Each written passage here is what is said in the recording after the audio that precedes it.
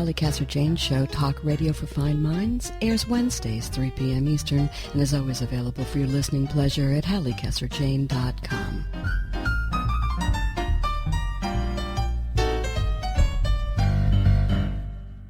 Thank you so much for being here. I am Halli Casser-Jayne. Today on the Halli Casser-Jayne Show, a look at the astonishing life and career of fashion and cultural tour de force, Coco Chanel, and a look at occupied Paris at the height of World War II. Joining me at my table is Rhonda K. Garelick, author of a sensational new biography of Chanel, Mademoiselle, Coco Chanel, and the Pulse of History, and architect by profession, author of The Paris Architect, Charles Belfoure. But before we begin, a brief message from our sponsors. You are listening to the Halli Casser-Jayne Show. The Halli Casser-Jayne Show is always available online at HalliCasserJayne.com and a host of venues, including Blog Talk Radio. Be sure to visit us at our newest home on iHeartRadio.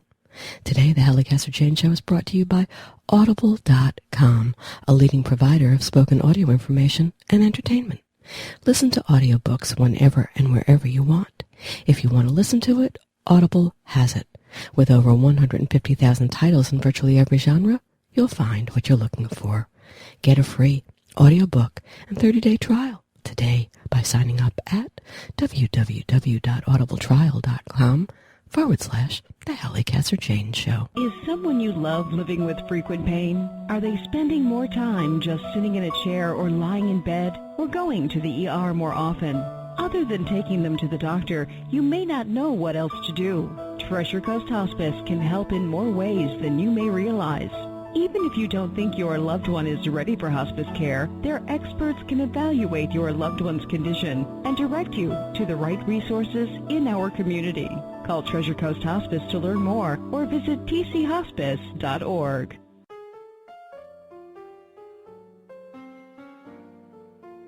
Hello, I'm Halli Casser-Jayne, host of the Halli Casser-Jayne Show.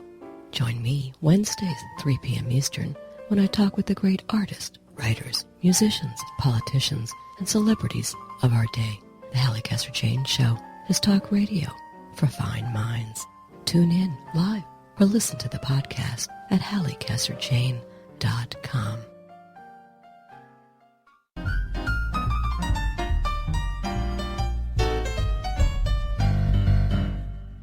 Certain lives are at once so exceptional and yet so in step with their historical moments that they illuminate cultural forces far beyond the scope of a single person.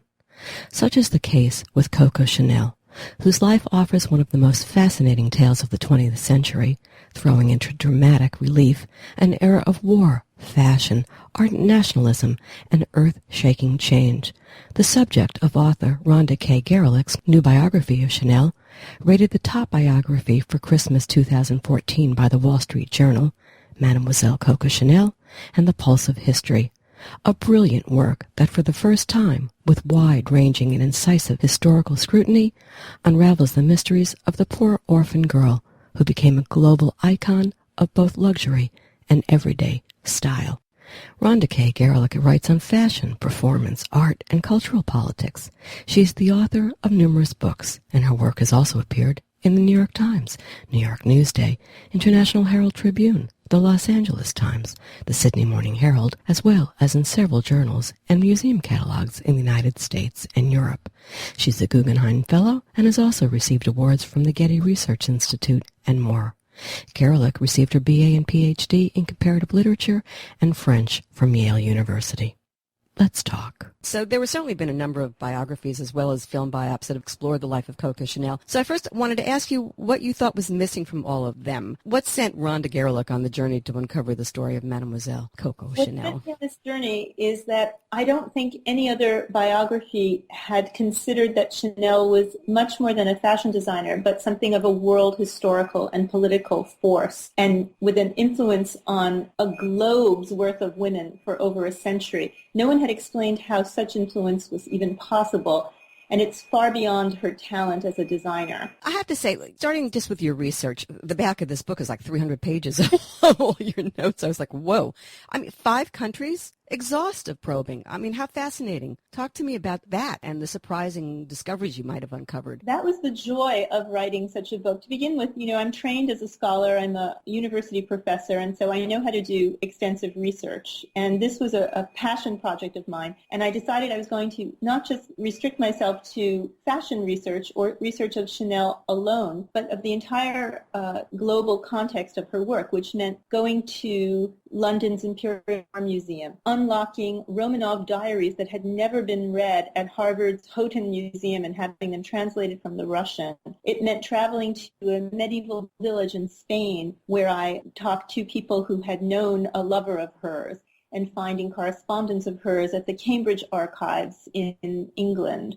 It took me to the Chanel archives as well, where almost no one is allowed to go, and I commuted back and forth for a number of years to their private and excellently kept archives. How long did this whole project take you? You told me off air. Tell the audience. It took me over 6 years total to write the book. Unbelievable.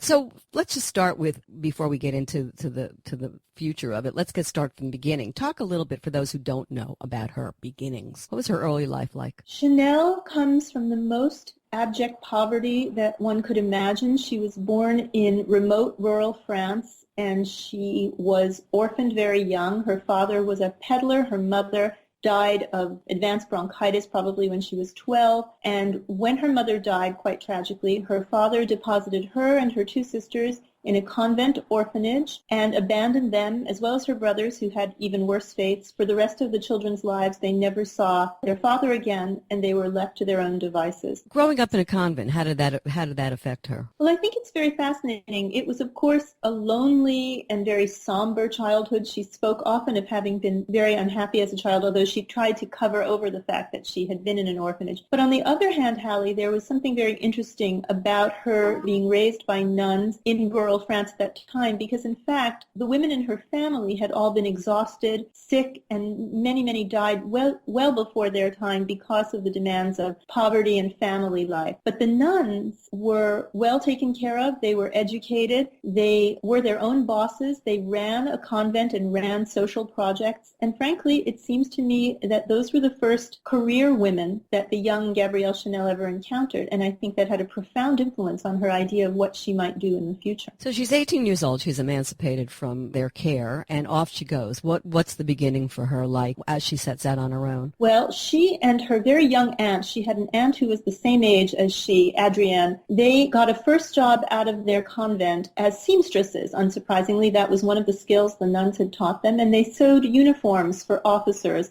in a garrison town in France. And she was working sewing buttons and seams for young men in Moulins, France, where she was eventually noticed by some of the young officers, and that was the beginning of a real turn in her life. Now, she comes out of all of this with a joie de vivre, ambition, clearly. Yes. Right? And that's how she began in her early 20s, I guess, going after the world. She wanted it, didn't she? She wanted it all. She was very hungry, Halli, and I think that's what saved her life. Quite tragically, her two sisters who had been in the orphanage with her both committed suicide for various reasons. Her brothers were destitute and peasants all their lives, but Chanel writes of having understood as a girl that she needed liberty and that she could attain it only through having money, and she also was a creative visionary. And all of these things together, along with an incredible talent for observing society and figuring out how she might fit in, even though she had no education and no family background. Yes, she was ferocious. I like that word, ferocious. I think that's the perfect word from what you wrote. The name Coco, where did it originate? Well, Coco came to her as a kind of accident. She started, after her seamstress career, she began experimenting with being a cafe singer. She wanted to be on stage. She was very theatrical. And she sang apparently two songs that were famous ditties at the time. One was called Who Has Seen Coco in the Trocadero? And another was about a rooster and the crow of the rooster, which is Coco Rico in French, unlike our own cock-a-doodle-doo. And the soldiers in the audience kept saying, hey, Coco, Coco, for the girl who sang these little songs. And Chanel was not so stupid to let that go by her because it was a brilliant nickname. And I might add that a cocotte at the time was the word for a kind of, well, let's call it a courtesan. And so it fit her in various ways. Now, something that does interest me about her, and that is she grows up in this convent. And, okay, she holds on to her joie de vivre. She holds on to her ambition and cultivates it and does all of that. And that's really terrific. But she also was a woman who crossed moral lines very early at a time when people didn't. Where'd that come from? Well, there are many ways she did that. You may be referring to her early, likely dabbling in prostitution and then some more high-level things she did politically later. I think what happens to people who are so badly damaged at a young age is that the consequences of these kinds of transgressions don't seem so grave to them because the worst has already happened. She saw her entire world disappear before her eyes when she was a child. Mother dead in front of her, and about 2 days later, her father gone forever and herself locked in a prison, essentially. I think she felt any means to justify her own ends, and she became, instead of immoral, I would say she was amoral. Okay, that's a better word, probably. You're right. Absolutely, I enjoy that word, and I think that fits. You know, I'm fascinated by her, as so many are. I think at the root of everything, though, father abandons her, and then men in her life. Whoa, right? Yes. We have to address that because I think that is so, from reading your book, so essential as to how things occurred, how they played, and how she manifested the early pain in her later life. Let's talk about one of those people right now, and that's Boy Capel, as it has pronounced. Yes. Who shaped her, for sure, and her empire. Talk to me about him. Yes. Arthur Boy Capel was a British upper-class man she met in her late 20s who had every advantage. He was perfectly bilingual. He was half French, half English. He was the son of someone who'd made a fortune in the coal industry and had a very beautiful socialite mother. And he fell in love with Coco in a way that no other man ever did or could, and they could see each other. And quite exceptionally, Boy Capel helped her found her empire by teaching her the business secrets he knew from childhood and by teaching her about philosophy and poetry and literature and world history, religion. That was a kind of tutelage that a girl like that could never have expected. And she was quite passionately in love with him, but he could not marry her. He did not marry her. He wound up marrying a woman of his own social class, although they kept an affair ongoing for a while after that. And then, as I described in my book, quite tragically, Boy Capel was killed in a car crash. And with that, I think, went the last vestige of connectability for Chanel. She lost whatever remaining faith she had in the human race after that tragedy, and she turned quite brittle slowly over time. So let's address fashion, because we all know the look, the little black dress, the pearls, the jersey fabric, the pants, the comfort, the ease. But there were so many other ways in which she changed things for women that we don't readily attribute to her. I'll give you one, and then you can play with some of the others. And allowing women to sunbathe, get a tan. That was something that women didn't do. They walked around looking like they died 40 years ago. Exactly. Chanel was a natural athlete, Halli. She loved going into the sea. She loved horseback riding. She loved hiking and long walks. She was very aware that keeping one's figure and keeping energetic and fit was the secret to being youthful. And she was the first person to go out in the sun and let her skin tan. And she was olive skinned. She had a beautiful, easy, quick tan.